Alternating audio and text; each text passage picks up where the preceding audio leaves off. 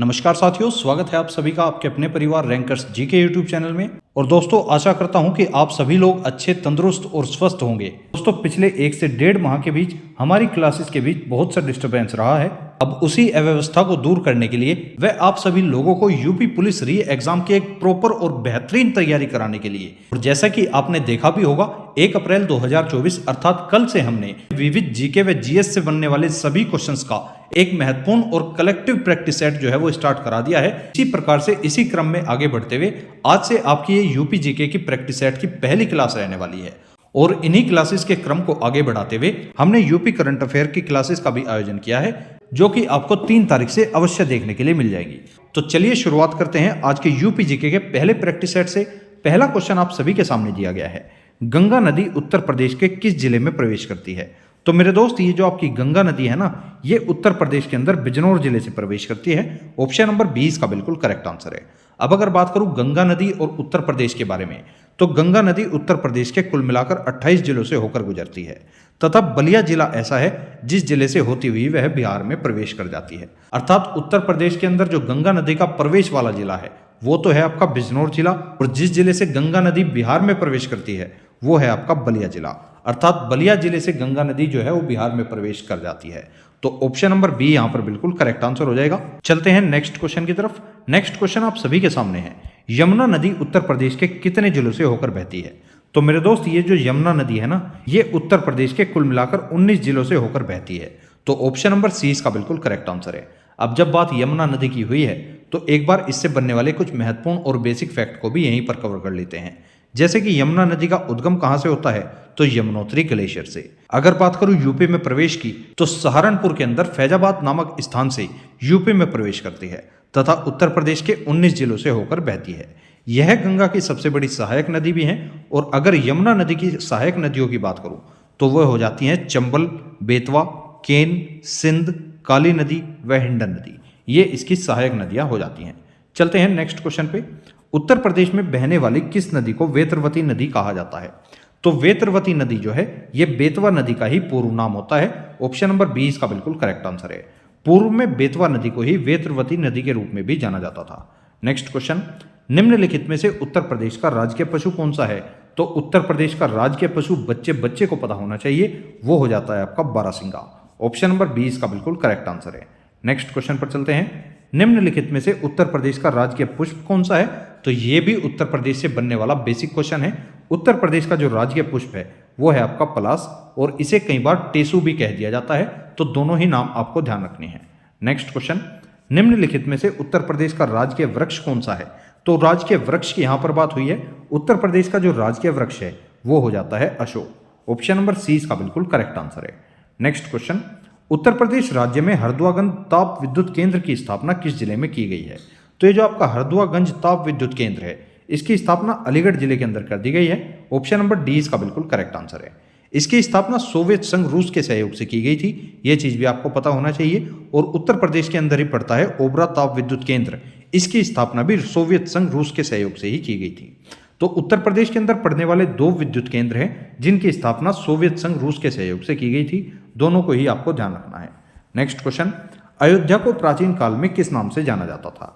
ये क्वेश्चन आपके UP constable 49,568 वाली भर्ती में रिपीट हो चुका है। तो इसका आंसर हो जाएगा आपका, अयोध्या को प्राचीन काल में अयोध्यसा के नाम से भी जाना जाता था। ऑप्शन नंबर सी इसका बिल्कुल करेक्ट आंसर है। और अयोध्या का ही एक अन्य नाम साकेत भी हो जाता है। तो दोनों ही नाम आपको पता होना चाहिए, दोनों में से कोई भी नाम आपके एग्जाम में दिया जा सकता है। नेक्स्ट क्वेश्चन, निम्नलिखित में से किस नगर में नगर निगम स्थित नहीं है?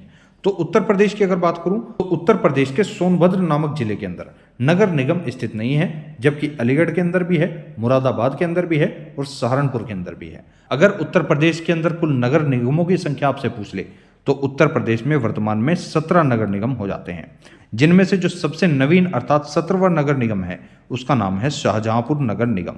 नेक्स्ट क्वेश्चन पर चलते हैं। निम्न में से किस धार्मिक समुदाय का उत्तर प्रदेश में तीसरा बड़ा स्थान है? तो उत्तर प्रदेश के अंदर तीसरे बड़े स्थान पर रहने वाला धार्मिक समुदाय है जैन समुदाय। ऑप्शन नंबर सी इसका बिल्कुल करेक्ट आंसर है। नेक्स्ट क्वेश्चन, पीएसी विद्रोह के समय पर उत्तर प्रदेश के मुख्यमंत्री कौन थे? तो जिस टाइम पर पीएसी विद्रोह हुआ उस समय पर उत्तर प्रदेश के मुख्यमंत्री थे कमलापति त्रिपाठी। ऑप्शन नंबर 20 का बिल्कुल करेक्ट आंसर है। उत्तर प्रदेश के प्रथम मुख्यमंत्री की अगर बात करूं तो पहले मुख्यमंत्री हो जाते हैं पंडित गोविंद वल्लभ पंत। उत्तर प्रदेश की पहली महिला मुख्यमंत्री की अगर बात करूं तो उनका नाम हो जाता है सुचेता कृपलानी। नेक्स्ट क्वेश्चन पर चलते हैं। उत्तर प्रदेश के किस जिले में देश के प्रथम पुलिस संग्रहालय की स्थापना की गई? तो देश का जो पहला पुलिस संग्रहालय है यह आपका गाजियाबाद जिले के अंदर खोला गया है। ऑप्शन नंबर सी इसका बिल्कुल करेक्ट आंसर है। नेक्स्ट क्वेश्चन, हरिदास जयंती प्रतिवर्ष कहां पर मनाई जाती है? तो प्रतिवर्ष हरिदास जयंती का आयोजन वृंदावन के अंदर किया जाता है। ऑप्शन नंबर बी इसका बिल्कुल करेक्ट आंसर है। नेक्स्ट क्वेश्चन, भारत के किस राज्य में देश की पहली महिला कमांडो बटालियन तैयार की जा रही है? तो यह महिला कमांडो बटालियन जो है वह उत्तर प्रदेश राज्य के अंदर तैयार की जा रही है और ऐसा करने वाला उत्तर प्रदेश प्रथम राज्य बन चुका है। ऑप्शन नंबर ए इसका बिल्कुल करेक्ट आंसर है। देश की पहली महिला कमांडो कौन बनी है? इनका नाम है सीमा राव। ये क्वेश्चन हाल ही में हुए कुछ एग्जाम्स में पूछा जा चुका है और इन्हें ही वंडर वुमेन ऑफ इंडिया के नाम से भी जाना जाता है। नेक्स्ट क्वेश्चन, उत्तर प्रदेश का कौन सा जिला खेलो इंडिया महिला जूडो लीग 2023 में पहला स्थान प्राप्त कर लिया है? तो उत्तर प्रदेश का ऐसा जिला हो जाता है लखनऊ, जिसने खेलो इंडिया महिला जूडो लीग 2023 में पहला स्थान प्राप्त किया है। ऑप्शन नंबर 20 का बिल्कुल करेक्ट आंसर है। नेक्स्ट क्वेश्चन, 1857 के संघर्ष में भाग लेने वाले सिपाहियों की सर्वाधिक संख्या किस स्थान से थी? तो जो 1857 का संग्राम था उसके अंदर भाग लेने वाले सर्वाधिक सिपाहियों की संख्या अवध से आती थी। ऑप्शन नंबर 20 का बिल्कुल करेक्ट आंसर है। नेक्स्ट क्वेश्चन, मोतीलाल नेहरू बाल संग्रहालय किस जिले में स्थित है? तो ये जो मोतीलाल नेहरू बाल संग्रहालय है ना मेरे दोस्त, ये लखनऊ जिले के अंदर पड़ता है। ऑप्शन नंबर सी इसका बिल्कुल करेक्ट आंसर है। जब बात संग्रहालय की हुई है तो एक बार इन संग्रहालय को भी यहीं पर देख लेते हैं। जैसे कि इंदिरा गांधी संग्रहालय कहाँ पर स्थित है? लखनऊ के अंदर स्थित है। जवाहर नक्षत्रशाला कहाँ पर स्थित है? प्रयागराज के अंदर स्थित है। वीर बहादुर सिंह नक्षत्रशाला कहाँ पर स्थित है? गोरखपुर के अंदर स्थित है। आर्यभट्ट नक्षत्रशाला कहाँ पर है? ये रामपुर के अंदर स्थित हो जाती है। Next question, Uttar Pradesh police के आधिकारिक ध्वज में दो रंग होते हैं, लाल और दूसरा रंग आपको बताना है। आपके सामने चार ऑप्शन है। तो जो उत्तर प्रदेश पुलिस का आधिकारिक ध्वज है उसके अंदर आपने देखा होगा दो मेजर रंग पाए जाते हैं। पहला तो लाल हो जाता है और दूसरा रंग है आपका नीला। लाल और नीला रंग उत्तर प्रदेश पुलिस के आधिकारिक ध्वज में स्थित है। ये चीज आपको पता होनी चाहिए। तो ऑप्शन नंबर सी यहाँ पर बिल्कुल करेक्ट आंसर है। नेक्स्ट क्वेश्चन, उत्तर प्रदेश वित्त निगम का मुख्यालय कहाँ पर स्थित है? तो यूपी का जो वित्त निगम है इसका मुख्यालय कानपुर के अंदर स्थित हो जाता है। कानपुर को आप चमड़ा उद्योग के लिए भी फेमस मानते हैं। तो ऑप्शन नंबर 20 का बिल्कुल करेक्ट आंसर है। नेक्स्ट क्वेश्चन, उत्तर प्रदेश में कुल कितने पुलिस जोन हैं? उत्तर प्रदेश में कुल कितने पुलिस जोन हैं? तो ये क्वेश्चन भी न जाने कितनी बार एग्जाम्स में रिपीट हो चुका है। उत्तर प्रदेश के अंदर कुल मिलाकर 8 पुलिस जोन हैं। ऑप्शन नंबर सी इसका बिल्कुल करेक्ट आंसर है। नेक्स्ट क्वेश्चन, उत्तर प्रदेश में कितनी पुलिस रेंज स्थित है? ये क्वेश्चन भी काफी ज्यादा इंपॉर्टेंट हो जाता है क्योंकि पुलिस नियमावली से भी कई बार क्वेश्चन एग्जाम्स में पूछे गए हैं। तो उत्तर प्रदेश के अंदर कुल मिलाकर 18 पुलिस रेंज स्थित हो जाती हैं। ऑप्शन नंबर ए इसका बिल्कुल करेक्ट आंसर है। नेक्स्ट क्वेश्चन, उत्तर प्रदेश में आंवले का सर्वाधिक उत्पादन करने वाला जिला कौन सा है? तो आंवले का सर्वाधिक उत्पादन करने वाला जिला है आपका प्रतापगढ़ जिला। ऑप्शन नंबर 20 का बिल्कुल करेक्ट आंसर है। जौनपुर जो है वो आपका इत्र उद्योग के लिए प्रसिद्ध क्षेत्र माना जाता है। नेक्स्ट क्वेश्चन पर चलते हैं। नेक्स्ट क्वेश्चन है आपका, उत्तर प्रदेश में सीमांत कृषक किसे कहा जाता है? जिसके पास 1 एकड़ से कम भूमि हो, या जिसके पास 1 हेक्टेयर से कम भूमि हो, या जिसके पास 2 हेक्टेयर से कम भूमि हो, या जिसके पास 2.5 हेक्टेयर से कम भूमि हो।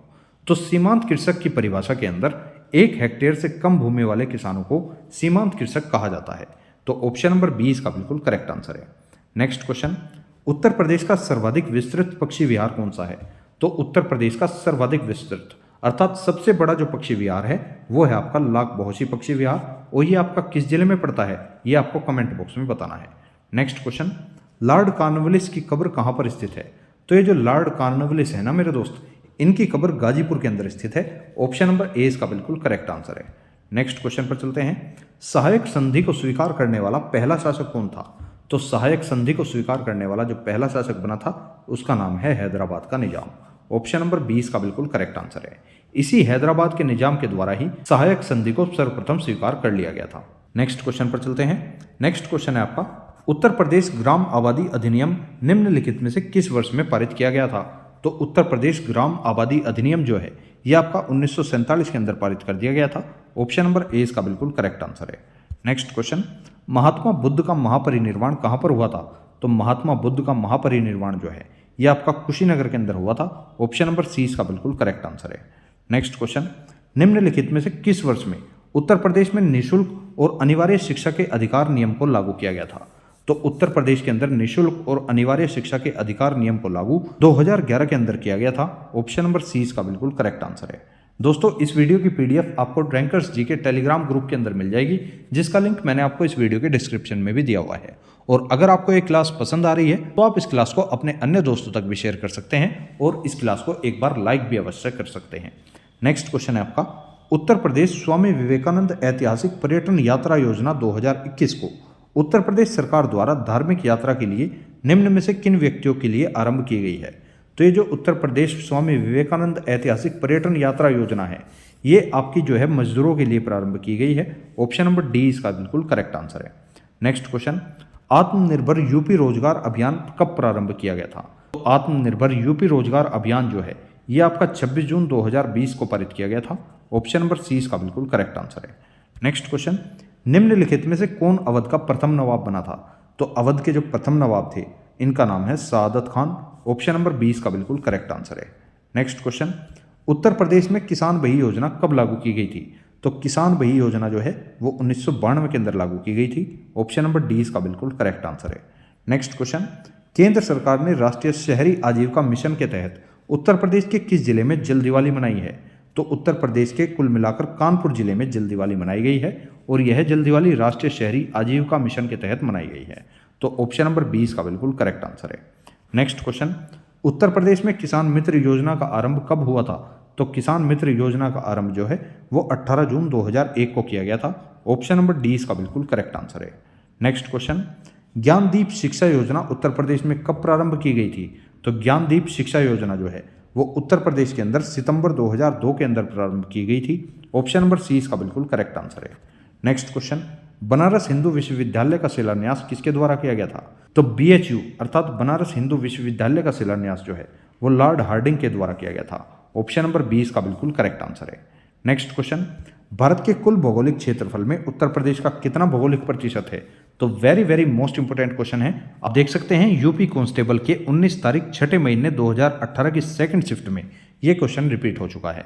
तो भारत के कुल भौगोलिक क्षेत्रफल में उत्तर प्रदेश का लगभग 7.33% भौगोलिक प्रतिशत है। ऑप्शन नंबर ए इसका बिल्कुल करेक्ट आंसर है। अब अगर बात करूं भारत के क्षेत्रफल की, तो भारत का कुल क्षेत्रफल हो जाता है 32,87,263 वर्ग किलोमीटर। इसी के साथ उत्तर प्रदेश का जो क्षेत्रफल है वो है 2,40,928 वर्ग किलोमीटर। अगर क्षेत्रफल की दृष्टि से उत्तर प्रदेश का स्थान बताऊं तो क्षेत्रफल के अनुसार उत्तर प्रदेश का चौथा स्थान हो जाता है। जनसंख्या के अनुसार अगर बात करूं तो जनसंख्या के अनुसार उत्तर प्रदेश का देश में पहला स्थान आता है, जबकि क्षेत्रफल के अनुसार उत्तर प्रदेश का देश में चौथा स्थान है। तो इतना फैक्ट आपको उत्तर प्रदेश से ध्यान रखना ही रखना है। नेक्स्ट क्वेश्चन है आपका, हाल ही में इत्र पार्क की स्थापना किस जनपद में की जा रही है? तो इत्र पार्क की जो स्थापना है वो कन्नौज जिले के अंदर की जा रही है। ऑप्शन नंबर ए इसका बिल्कुल करेक्ट आंसर है। कन्नौज को ही पूर्व में कान्यकुब्ज के नाम से भी जाना जाता था और कन्नौज को ही हर्षवर्धन की राजधानी भी कहा जाता है। जब बात हर्षवर्धन की हुई है तो हर्षवर्धन की 2-3 आपको रचनाएं भी बता देता हूं, जैसे कि रत्नावली और प्रियदर्शनी। दोनों रचनाएं हर्षवर्धन की बड़ी प्रसिद्ध रचनाएं हैं, दोनों आपसे पूछी जा चुकी हैं। नेक्स्ट क्वेश्चन का आंसर आपको सभी लोगों को कमेंट बॉक्स में बताना है।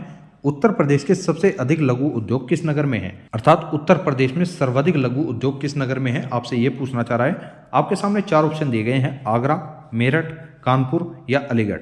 अगर अलीगढ़ की बात करूं तो अलीगढ़ को आप ताला नगरी के नाम से भी जानते हैं, कानपुर को आप चमड़ा नगरी के नाम से भी जानते हैं, या पूर्व का मैनचेस्टर भी आप कानपुर को कह सकते हैं।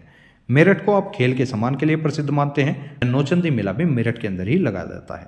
आगरा को आप लघु उद्योग या पेठा नगरी के नाम से भी प्रसिद्ध मान सकते हैं।